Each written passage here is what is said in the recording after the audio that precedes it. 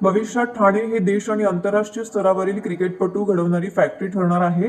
त्या कामात जी काही मदत स्पोर्टिंग क्लब कमिटीला लागेल ती एनसीए कडून दिली जाईल असं ठोस आश्वासन मुंबई क्रिकेट असोसिएशनचे अध्यक्ष अजिंक्य नाईक यांनी दिलं आहे।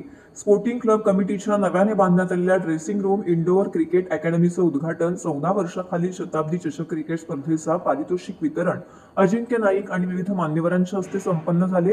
यावेळी अजिंक्य नाईक बोलत होते। एनसीए सचिव डॉक्टर उन्मेष खानविलकर, कार्यकारिणी सदस्य विघ्नेश कदम, संदीप विचारे, प्रमोद यादव, भरत किनी, कौशिक गोडबोले, माजी सचिव अभय हडप, स्पोर्टिंग क्लब कमिटीचे अध्यक्ष विलास जोशी, खजिनदार जितेंद्र मेहता, सहसचिव श्रवण तावडे, सहसचिव सतीश नाचणे, श्रीधर मांडले, संतोष जगताप, मनीष बंगेरा, सुनील कुलकर्णी, आझिम खान, कार्यकारिणी सदस्य प्रशांत गावंड, अतुल फनसे इत्यादी मान्यवर उपस्थित होते।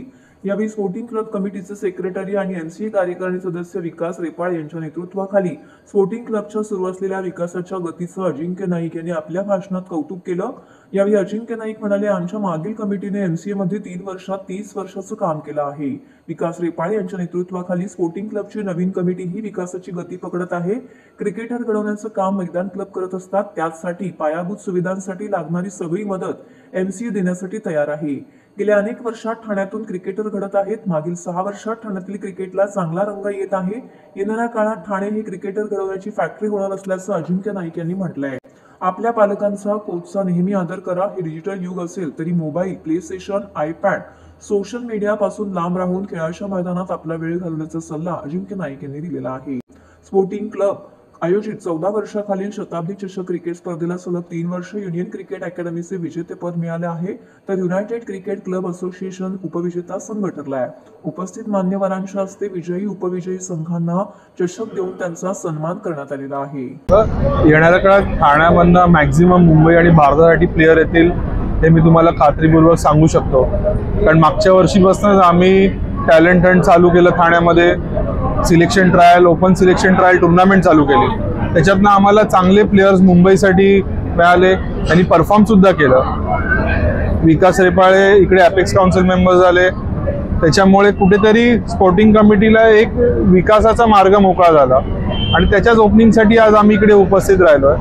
मी खात्रीने सांगू शकतो की येणाऱ्या काळात ठाणा हे क्रिकेटची पंढरी असणार, कारण मॅक्झिमम क्रिकेट आज ठाणे जिल्ह्यामध्ये शिफ्ट होत आहे आणि जी मदत मुंबई क्रिकेट असोसिएशनकडनं या क्रिकेट ग्रो करण्यासाठी लागेल ते आम्ही सर्व एकत्रितपणे काम करू। नवीन काय संकल्पना ठाण्यासाठी? ठाण्यामध्ये आम्ही लवकरच सॅटेलाइट अकॅडमीचं भूमिपूजन करू। येणाऱ्या काळात प्रत्येक शहरामध्ये, प्रत्येक तालुक्यामध्ये ठाणे जिल्ह्यात आमची एक मुंबई क्रिकेट असोसिएशनच्या मालकीची स्वतःच्या अकॅडमीज असतील आणि त्या मोफत दरात असणार। तिकडे ओपन टॅलेंट हंट आम्ही करू, चांगले प्लेयर्सना आम्ही इंटरनॅशनल स्टँडर्डच्या फॅसिलिटी देऊ, असे आमचे अनेक उपक्रम येणाऱ्या 3 वर्षात तुम्हाला बघायला मिळतील। उपाध्यक्ष जितेंद्र आव्हाड यांनी एनसीसाठी 5 एकरची जागा मुंबईमध्ये उपलब्ध करून दिली आहे, तसंच क्रिकेट प्रॅक्टिससाठी जागा उपलब्ध केली आहे। मात्र राष्ट्रवादीचे अजित पवार गटाचे नजीब मुलं आहे, तिकडे जाऊन मुलांना खेळाचं मैदान खुलं करून त्यांचं म्हणणं आहे की कुठेतरी मोफत असं आम्हाला मैदान द्यावं, जेणेकरून एनसीचं काय। मुंबई क्रिकेट असोसिएशन हे चॅरिटेबल ट्रस्ट आहे आणि हे मुंबई क्रिकेट असोसिएशनमध्ये 40,000 प्लेयर रजिस्टर्ड आहेत आणि आजपर्यंत आम्ही एकही रुपया मुंबई क्रिकेट असोसिएशन प्लेयर्सकडनं घेत नाही। आमच्या सगळ्या अकॅडमी आज BKC असेल, कांदिवली असेल किंवा वानखेडे स्टेडियममध्ये जे प्रॅक्टिस करणारे प्रत्येक प्लेयर हे मोफतच प्रॅक्टिस करतात। फक्त तुम्हाला त्या प्रोसेसनी यायला लागतं आणि जो टॅलेंट सर्च हा आमचा एक प्लॅटफॉर्म आहे, जिकडनं आमचे सिलेक्टर्स जे स्वतः रणजी ट्रॉफी खेळलेले आहेत, भारतीय क्रिकेटला ॲडवायझर म्हणून दिलीप वेंगसरकर सर असतील, डायना डल जी महिला क्रिकेटसाठी असतील, असे सगळे नामांकित खेळाडू हे सिलेक्शन प्रोसेसमध्ये इन्व्हॉल्ड आहेत। समीर दिघे स्वतः चेअरमॅन आहेत त्या टॅलेंट हंटचे।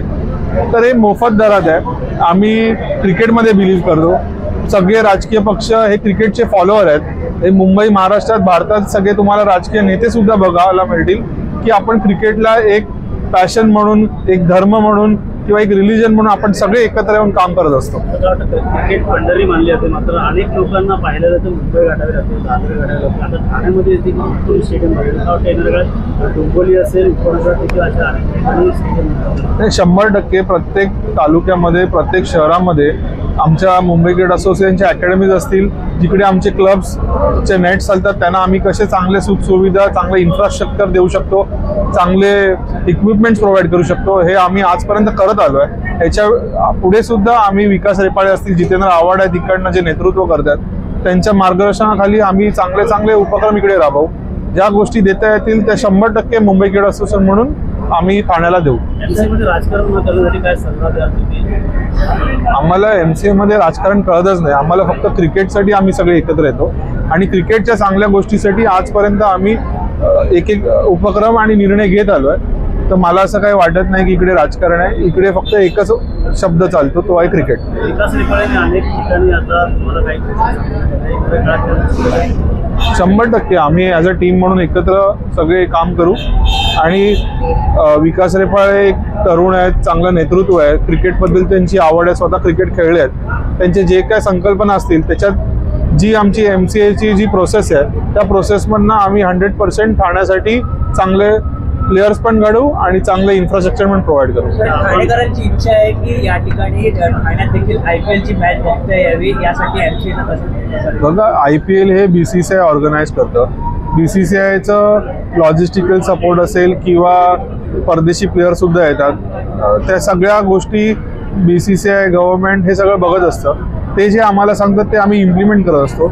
जर त्यांना वाटलं की IPL मॅचेस ठाण्यात आल्या पाहिजे तर 100% आम्ही येणाऱ्या काळात त्यांचं आम्ही काम करू आणि इम्प्लिमेंट करायचं काम MCA म्हणून, असोसिएशन म्हणून आम्ही 100% करू.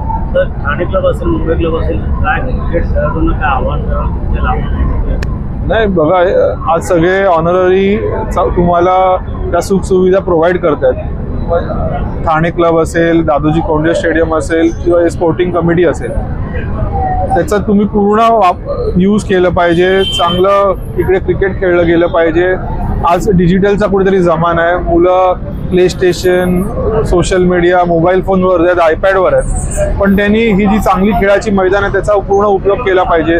त्यांचे पालक त्यांच्यासाठी जे कष्ट करतात ते कुठेतरी त्यांनी चांगलं कन्क्लुजन करून खेळलं गेलं पाहिजे. इकडे उपस्थित असताना आम्ही सगळे क्रिकेटचे जे कार्यकर्ते आहेत त्यांना 100% बॅक करू.